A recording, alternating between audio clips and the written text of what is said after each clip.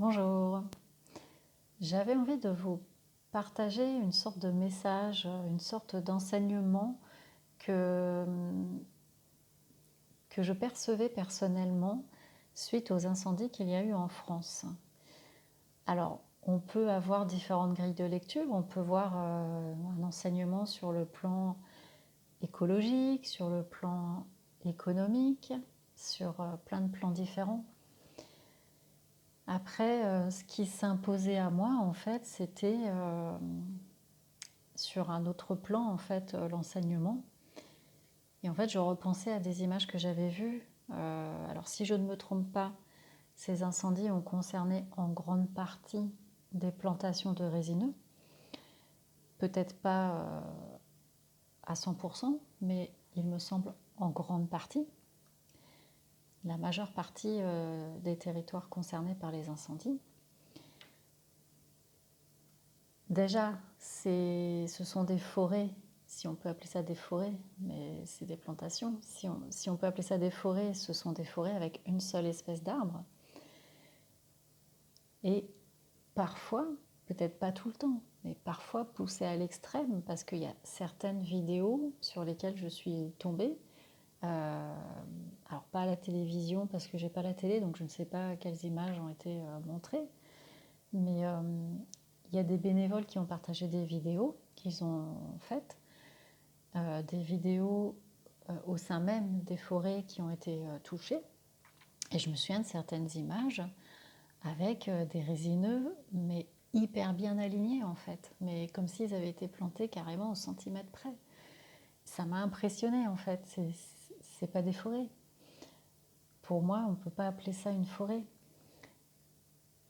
Bon, toujours est-il que c'est quand même un territoire d'arbres, on va dire, donc on va quand même utiliser le mot forêt.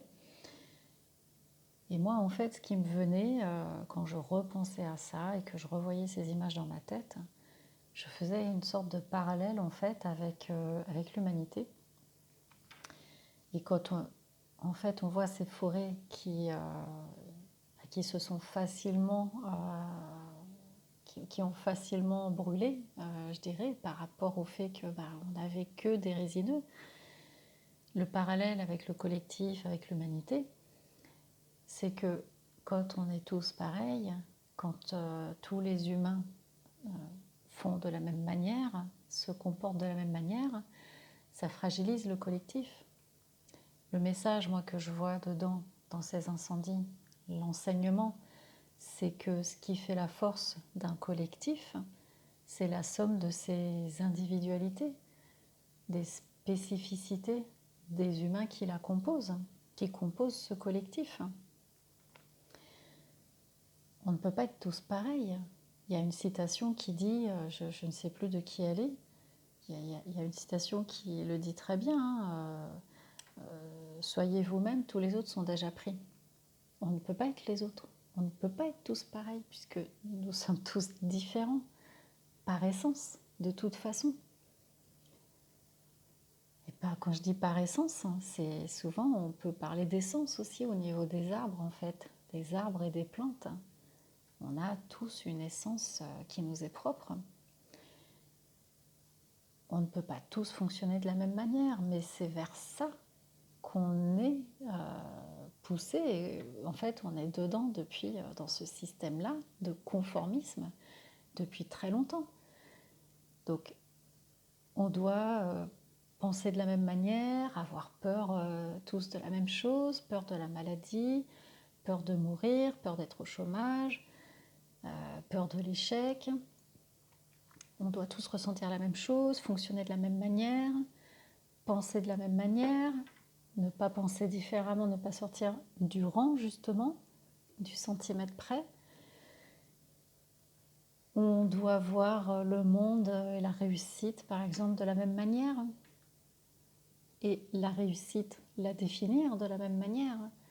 Faire des études, avoir un bon travail, avoir une maison, fonder une famille, avoir une voiture.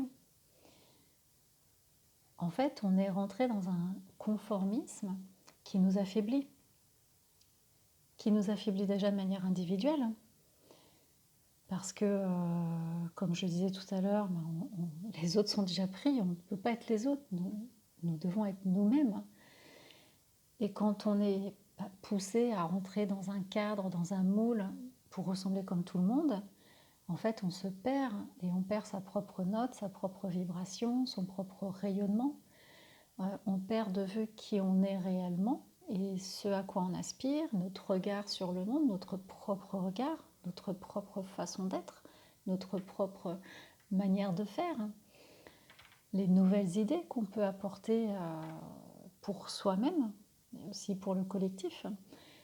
Mais déjà, on perd sa propre puissance quand on n'est pas nous-mêmes, quand on perd son essence. On perd sa propre puissance déjà de manière individuelle. Et la toute-puissance individuelle, c'est pas... faut pas confondre ça avec avoir un sale caractère. C'est pas affirmer sa puissance, ça, avoir un sale caractère. Avoir un sale caractère, c'est juste avoir un sale caractère. C'est autre chose. Mais voilà, quand on est libre ou qu'on a le courage d'être soi-même, de sortir du rang et de l'alignement, on va dire, imposé de l'extérieur pour suivre son propre alignement. Quand on a le courage ou la liberté, qu'on s'octroie cette liberté de jouer sa propre note, de montrer sa propre essence, de rayonner sa toute-puissance, on apporte au collectif plus de puissance. Quand un collectif est composé justement de tout un tas de différences, de manières de penser, de manières de faire, de manières d'être, en fait, le collectif, il ne peut que grandir, s'accroître. Je ne parle pas en nombre, mais alors, ça peut jouer aussi, cela dit. Hein. Mais je parle surtout en qualité de l'évolution, en fait, qualité d'évolution. Ça fait aussi un collectif qui peut être résilient. Et là, en fait, je voyais ce parallèle donc, entre ces forêts composées d'une même espèce et qui se retrouvent complètement fragilisées face à l'adversité, face aux incendies. C'est la même chose pour le collectif. Ce qui fait la force d'une forêt dans la nature, c'est la diversité des espèces. Chaque espèce, en fait, les espèces, elles vont s'entraider entre elles. Il va y avoir des complémentarités, parce que la nature, à la base, elle est bien faite. Et du coup, face à l'adversité, cette forêt est bien plus résistante. C'est pareil pour l'être humain et le collectif. Un collectif est bien plus fort et résilient quand à l'intérieur, il est composé d'un ensemble d'individualités toutes différentes. Quand chaque humain joue sa propre note, quand on prend en compte toutes les spécificités de chacun et de chacune, parce que quand chacun est dans sa propre puissance, il apporte sa puissance au collectif.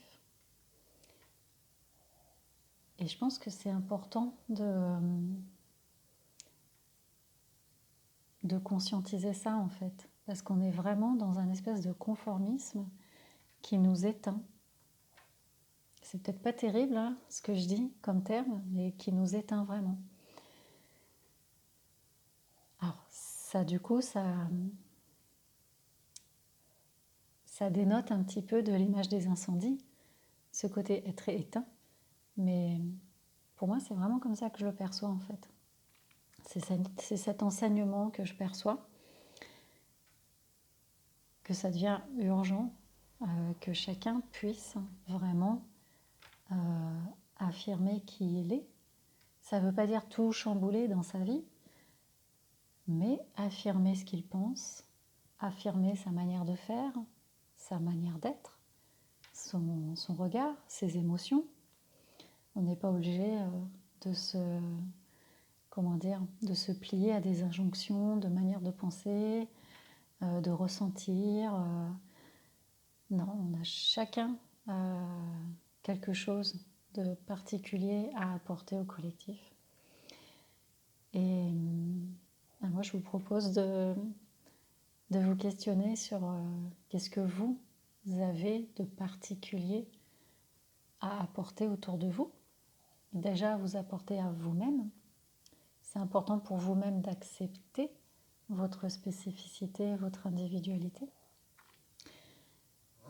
Qu'est-ce que vous avez, vous, à apporter personnellement?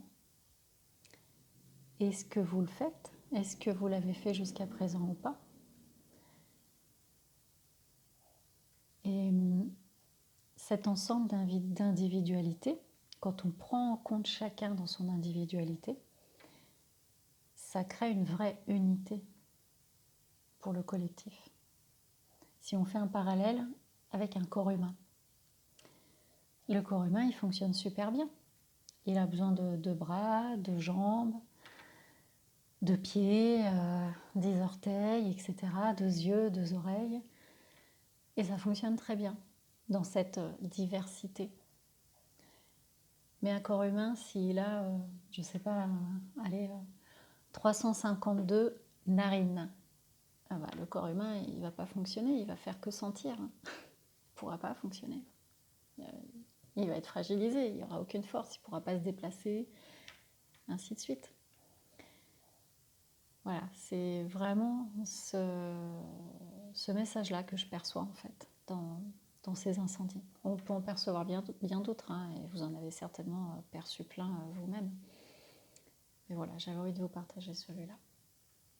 N'hésitez pas à partager en commentaire vos propres, je dirais, votre propre regard sur ça, si vous avez envie, si vous avez un enseignement aussi que vous avez perçu avec ces incendies. Et s'il y a des questions, n'hésitez pas. Et je vous dis à bientôt.